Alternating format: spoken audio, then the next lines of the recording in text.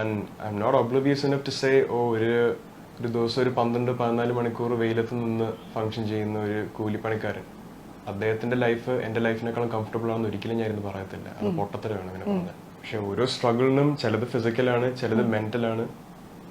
ഞാൻ ജനിച്ചപ്പോൾ തൊട്ടും എനിക്ക് ബോധമുള്ളൊരു പ്രായം തൊട്ടും നാട്ടുകാര് പലതും പോസിറ്റീവ് കമന്റ്സും ഉണ്ട്, നെഗറ്റീവ് കമന്റ്സും ഉണ്ട്.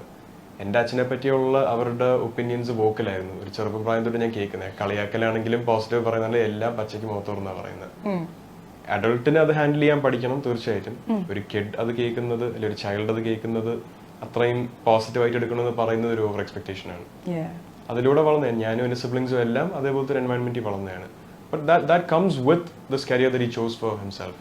അതിന്റെ പ്രിവിലേജസ് വരുന്നത് അതിന്റെ ഒരു സാക്രിഫൈസ് ആയിട്ട് മാത്രമേ കാണുന്നുള്ളൂ. ഈ ഒരു സ്റ്റേജിൽ ഒന്ന് ആലോചിക്കുമ്പോൾ അന്ന് വിഷമിച്ചു, ഇന്ന് ആലോചിക്കുമ്പോൾ അത്രയും തന്നെയാണ്. പിന്നെ ഈ general population or the crowd that comments on such celebrities, അവരെ ടാർഗറ്റ് ചെയ്യാം, അവരെ പറ്റി പോസിറ്റീവ് ആൻഡ് നെഗറ്റീവ് കോമന്റ്സ് പറയാം, വൾഗർ ആവില്ല. അല്ലെങ്കിൽ ഒരു ബേസിക് സ്റ്റാൻഡേർഡ് മെയിൻറ്റെയിൻ ചെയ്യണം. എന്റെ അമ്മയും പെങ്ങന്മാരെയും പറ്റി അച്ഛൻ ഈ പൊളിറ്റിക്സ് കയറിയ സമയത്ത്, BJP കയറിയ സമയത്ത് വന്ന കോമന്റ്സ് എന്ന് പറയുന്നത് വൾഗർ എന്ന് പറയുന്നതിന് ഒരു അണ്ടർസ്റ്റേറ്റ്മെന്റ് ആണ്. സ്വന്തം അമ്മയും പെങ്ങന്മാരെയും അല്ലെങ്കിൽ സ്വന്തം ഭാര്യയും ഒരു ബേസിക് എമൗണ്ട് റെസ്പെക്ട് ഉള്ളവരൊന്നും ഒരിക്കലും ഇങ്ങനെ സംസാരിക്കത്തില്ല. അതേപോലത്തെ കമന്റ്സ് വന്നപ്പോഴത്തേക്ക് ഞാൻ പ്രതികരിച്ചിട്ടുമുണ്ട്.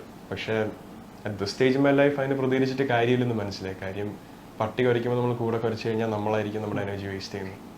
ഞാൻ ഇതൊരു 4-5 തവണ ഇതേ കാര്യം പറഞ്ഞിട്ടുണ്ട്. Because that's how it is. We are wasting our energy if we respond to something that doesn't bring any sort of growth in our life.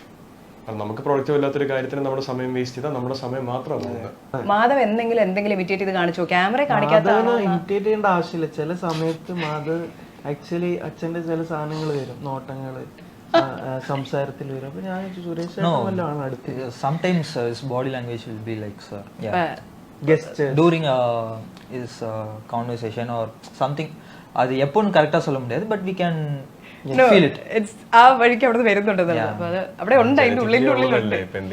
ഇനി ജീനിലുള്ള നമുക്ക് ഒന്നും ചെയ്യാൻ പറ്റത്തില്ല. സിനിമ റിലീസിലേക്ക് വന്നുകൊണ്ടിരിക്കുന്ന സമയമാണ്. എന്താണ് ഒരു സെന്റൻസിൽ ഈ സിനിമ കാണാൻ പോകുന്ന ആൾക്കാരോട് പറയാനുള്ളത്? I want to thank the entire team, Kumatikali team, from Venki sir, the DOP, and to Bhavish, the stills photographer, and Mahesh sir, Ramesh sir. all crew. Yeah, so Every single light boys, the production assistants, everybody. hard workers ആയിരുന്നു. Yeah. എനിക്ക് ഒരു ചെറിയൊരു point കൂടെ പറഞ്ഞാൽ കൊള്ളാവുന്നുണ്ട്. ആക്ടേഴ്സിന്റെ സ്ട്രഗിൾസിനെ പറ്റി എല്ലാവരും സംസാരിക്കാറുള്ളതാണ്. ഞാൻ ഒരു ആക്ടറിന്റെ ഉറക്കവും സാക്രിഫൈസ് ചെയ്ത് സ്ക്രീനിന്റെ മുന്നിൽ 12 hours ഒരു ദിവസം വർക്ക് ചെയ്യുകയാണെങ്കിൽ ഞാൻ ആ 12 hours വർക്ക് ചെയ്യുന്ന ദിവസം ഈ അസിസ്റ്റൻസും എന്റെ